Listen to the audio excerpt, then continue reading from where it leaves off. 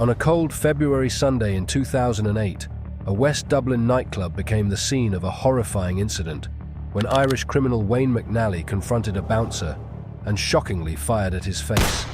Security camera footage revealed a young child standing alarmingly close to McNally as he unleashed his violent act. This wasn't McNally's first brush with violence. Who is this dangerous individual and what became of him? Let me share this story with you. David Gilsonan, a doorman at the Hush nightclub near the Red Cow in Clondalkin, found himself embroiled in a tense situation involving McNally. After a dispute broke out between McNally and another patron, Gilsonan stepped in to calm the situation. Both parties initially left, but McNally returned later, attempting to re-enter the club to speak with his partner. Gilsonan, aware the club was about to close, denied McNally entry. What followed was chaos. A warning shout of "Watch your back" preceded a flash and gunshot. Gilsonan was struck as the bullet ripped through his face, causing severe trauma. McNally, only 23 at the time, quickly fled the scene in an Audi that had been stolen earlier from the Square shopping centre in Tala. This incident highlights the dangerous and unpredictable nature of McNally's criminal behaviour, leaving us to question the events that led to this point and what consequences followed. Later that night, 2 law enforcement officers on patrol in Dolphin's Barn observed McNally moving towards the city's centre. When instructed to put his hands behind his back, McNally refused to comply. A chase ensued, with McNally darting through residential gardens and ducking under clotheslines. In the pursuit, one officer suffered a hand fracture after being struck by a line McNally had pulled down. The second officer, upon catching up, was punched in the face before successfully restraining McNally. It was later revealed that McNally had been trying to reach the stolen Audi, where the Glock 9mm used in the nightclub attack was left on the front seat. The subsequent year, McNally faced justice at Dublin Criminal Court. His attempt to claim his drink had been tampered with failed to sway the judge, resulting in a 13-year prison sentence.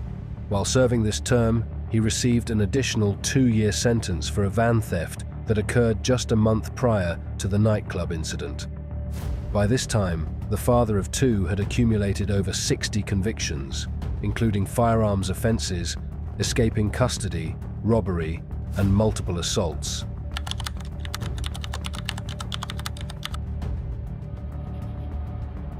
McNally's troubled path began early in life. He left school at the age of 8 and spent considerable time in various institutions before ending up in St. Patrick's and Mountjoy prison. His life was further complicated by a heroin addiction that started in his early teenage years. This account paints a picture of an individual deeply entrenched in a cycle of crime and addiction, whose actions had severe consequences for both himself and others. McNally gained infamy in 2003, following a brazen carjacking outside an apartment building in Harold's Cross, where he slashed a woman's neck. As police chased him, one of his passengers, armed with a shotgun, fired at them. This passenger was Brian King Rattigan, a notorious gang leader for whom McNally worked as an enforcer. Also in the car was Wayne Zambra, one of Rattigan's youngest and most trusted associates, who was tragically killed 3 years later. McNally's role as an enforcer for Brian Rattigan highlights his deep ties to Dublin's criminal underworld. Rattigan was a prominent figure in the violent Crumlin-Drimnagh feud of the early 2000s. This conflict intensified after a significant police raid on the Holiday Inn on Pierce Street, which uncovered a drug operation and led to the arrest of 3 young men. The raid fractured the involved gang, splitting it into 2 rival factions. Brian Rattigan and his brother led one faction, while Fat Freddie Thompson led the other. Thompson's group later merged with other Crumlin criminals to become major suppliers for the notorious Kinahan cartel operating in Dublin's south inner city.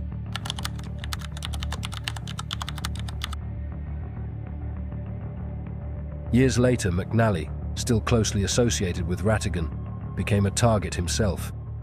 In 2007, despite police warnings, he was ambushed by a lone gunman at his girlfriend's doorstep. As he opened the door, he was shot multiple times in the face, legs, arms, and shoulder. Remarkably, McNally survived the attack. Jumping to 2017, McNally's release from a 13-year prison sentence was immediately overshadowed by threats to his life. Just days after gaining his freedom, he received a stark warning from the police about a plan to assassinate him, orchestrated by Daniel Kinahan's gang. Acting swiftly, McNally fled to the UK. Despite his loyalty to Rattigan, he recognized the deadly power of the Kinahan cartel, aware that they could place a substantial bounty on his head. At that time, Rattigan was still in prison, leaving McNally vulnerable. The pressure intensified when the Kevin Street Police launched Operation Westbite, targeting Rattigan's drug operations in Dublin's south inner city. Although Rattigan's associates operated within the Kinahan cartel's territory, his gang also had a strong presence in drug trafficking in regions like Cavan, Kildare and Limerick, supplied mainly by the notorious Keen Colopy gang. The authorities feared that McNally would take over Rattigan's crime empire after his release. However, instead of stepping up, McNally chose to stay away from Dublin, infuriating Rattigan. McNally's unexpected decision left a significant gap in Rattigan's operations, as he was one of the few trusted lieutenants managing things from the outside. When Rattigan was released from prison in 2021, he discovered that McNally was nowhere to be found, depriving him of a crucial ally.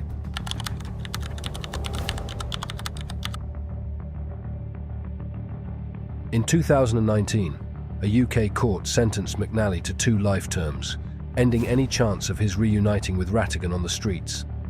The events leading to this severe punishment began in late 2018, when McNally was involved in a chaotic, violent incident fueled by alcohol and drugs.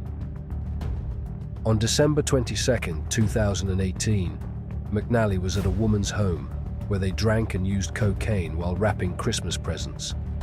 As the evening progressed, another man arrived and joined in the revelry. However, the festive atmosphere quickly turned violent. The woman attacked McNally, stabbing him in the leg during a dispute over cocaine use.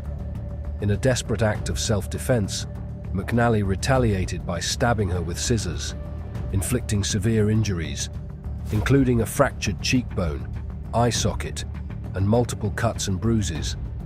When the other man attempted to help her, McNally attacked him too, stabbing him in the legs and narrowly missing his stomach. McNally's violent outburst left the scene gruesome, with blood spattered across the walls and ceilings. The judge in McNally's case described his actions as reckless and excessive. Despite recognizing that the man posed no ongoing threat, McNally continued his brutal assault. While McNally's self-defense claim was accepted regarding the woman, the judge noted that his response was far beyond what was acceptable. The man suffered severe injuries, including brain damage, internal bleeding, skull fractures, and stab wounds. The woman claimed McNally beat the man severely, and doctors confirmed his injuries were life-threatening. After the attack, McNally tried to cover his tracks by disposing of the scissors and his clothes. He was arrested at Manchester Airport while attempting to flee to Ireland.